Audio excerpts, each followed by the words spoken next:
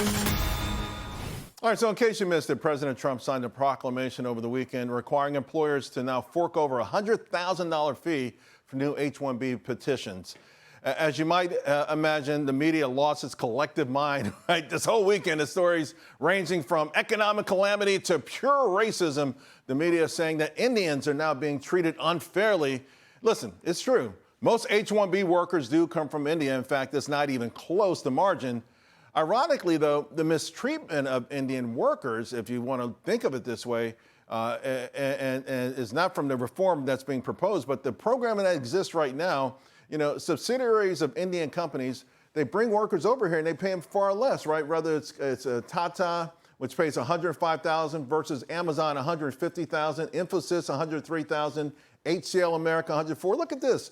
Wipro pays their workers $93,000. Again, Amazon $150,000, Wipro $93,000. Now, this issue, it flames up from time to time, right? We've talked about this intently from time to time over the past decade, and the same forces always circle the wagons until eventually it fades. Now, we know who those wagons are. They come from these major IT firms. Nice report out in 2017 that talked about the understanding the economic impact of H-1B programs. And essentially, when it was all wrapped up, finally, firms in the IT sector also earned substantially higher profits due to immigration. No doubt. All right. Let's bring a Simplify Asset Management portfolio manager, also the chief strategist, Mike Green. Mike, far too long, my man. Great seeing you. Great seeing you. So I love when you get really hot on something. Because you don't just post for yourself. You're like, let me find like a heat-seeking missile. I was shocked to see Reed Hastings, though, say that he's worked with H-1B politics over 30 years and that he thinks this is a great solution. You agree with him, but I'm shocked that he said that.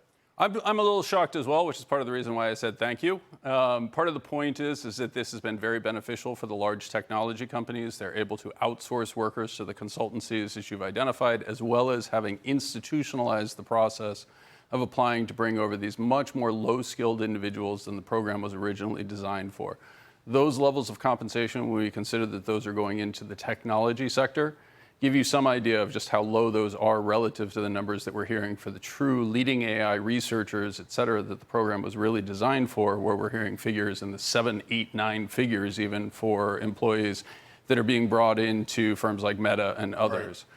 So this is just a misunderstanding at this point. Hey, Zuckerberg's writing checks for, $1 billion for one person, right? We know who the superstars are, and it's okay if you want to pay them, but to your point, here's one thing that I think is going to be amazing, right? This H-1B is not the only program. So H-1B is supposed to be entry level 60 to 65. This OPS program, 100% entry level.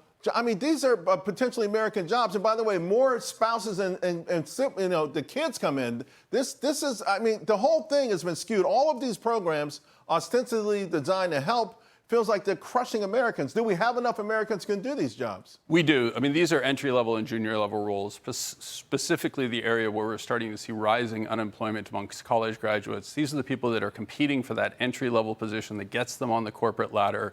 They're being displaced. It's one of the reasons that the program has become so pernicious. The reality is any government program, we will eventually figure out how to exploit it. Right. What Trump has done by introducing the $100,000 fee, as inelegant as it is, it shakes up the system. It causes some change.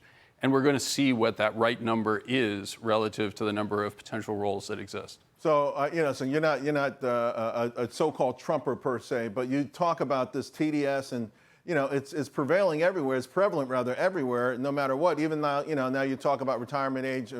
These are just common sense things that have been discussed in the past. He's actually doing something about it. Like you say, it could be ham-fisted at a time, but he's taking action on things we've complained about for a long time. Which is exactly why I headlined my piece. This is what I voted for, small part, right? There's lots of things in the Trump administration that I would criticize. The chaotic nature of communications is one of them.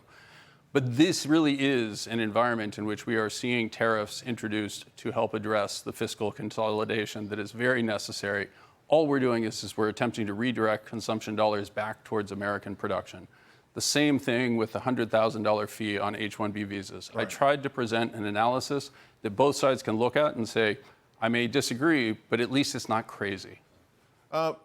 One thing I'm glad, it's been far too long, right? I'm glad that you're here. I love our conversations and fiscal dominance. and the passive investing and all the things that you really have talked about for a long time, they continue to be on full display. Yes. I mean, and it's skewing our nation in a way I think is extraordinarily dangerous. You know, as much as we complain about Imam Dani, I think folks don't understand that, some people are living in a different reality than just necessarily asset holders. Here's a good chart sort of underscoring that notion. The private sector financial assets relative to GDP. You're doing great if you have assets. You're not doing so well if you don't. Yeah, that really is the underlying story. We very much have a K-shaped economy. I actually am less concerned about stock market wealth and the components associated with that than I am about the impact, the unexpected impact of interest rates, for example, which have provided tremendous amounts of income to those at the upper end of the income spectrum. Those who have cash have benefited from it. Those who need to obtain the capital to get themselves started in life, younger people, those graduated from college that are looking for apartments, looking to buy homes, they're stifled in today's economy. And we need to figure out a way to address that in a rational method that recognizes an economy is only as good as its new entrants. Mike, far too long, man. Thanks. By the way, you're looking good, my man. Thank you. I appreciate All right, talk to you again real soon.